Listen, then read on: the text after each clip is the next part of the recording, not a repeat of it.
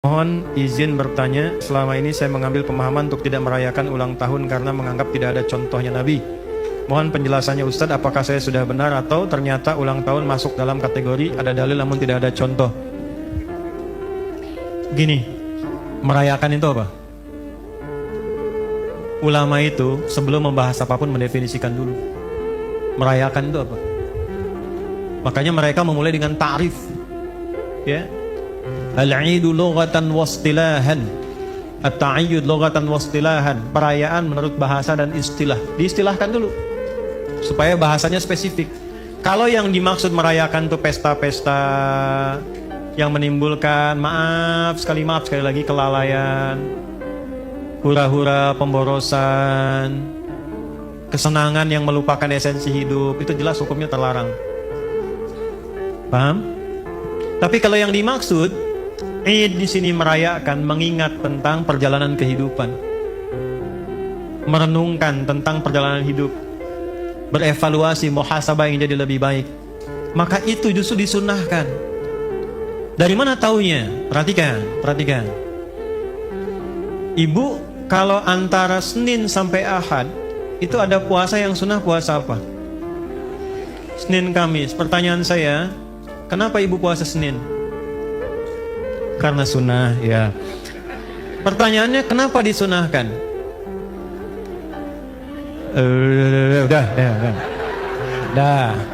Nah, sekarang kita langsung lacak asbabul wurudnya namanya. Sebab hadis itu muncul. Kenapa perbuatan itu muncul? Sahabat datang seorang ke Nabi. Dia bertanya begini, ya Rasulullah, saya perhatikan Anda senang puasa Senin. Mengapa Anda puasa Senin? Nanti ada hadis yang Kamis juga. Perhatikan kalimatnya. Hadza, kama qala sallallahu alaihi wasallam, hadza yauma wulidtu. Senin ini hari aku dilahirkan. Jadi Nabi merayakan hari lahirnya dalam konteks mengevaluasi, merenungkan kelahirannya dengan menunaikan puasa. Apa tujuan puasa itu?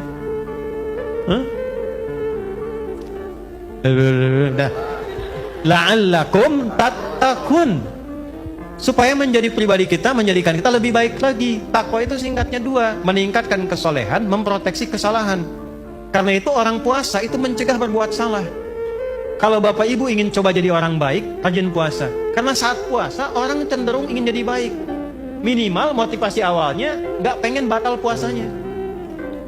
Silahkan cek. Kalau sedang puasa, koruptor tuh bisa libur. Ya, pembohong bisa libur bohongnya. Kenapa? Minimal pertama motivasinya takut batal puasanya. Pemarah itu bisa nggak marah, Bu. Saya pernah cerita di sini. Ada orang suami itu pemarah luar biasa. Marah, nggak ada sebab marah. Terus jalan dengan istri, jam 6 kurang seperempat. Jam 6 tuh waktunya buka. Jam 6 kurang seperempat cari bukaan. Diprovokasi sama tetangga. Beliau nggak marah. Istrinya heran. Tanya, ayah tumben nggak marah? Kata suaminya, entar habis maghrib. Entar habis maghrib katanya. Poinnya apa? Itu masih ditahan karena puasa mencegah dari perbuatan-perbuatan yang berpotensi menyimpang. Makanya disebut imsak. Imsak itu menahan. Saat yang sama meningkat kesolehan. Anda kalau sedang puasa, pasti jangankan yang fardu, sunnah pun dikerjakan. Pengen ngaji. Jadi apa maksudnya? Hidup itu kalau bukan meningkatkan yang soleh, mencegah berbuat salah.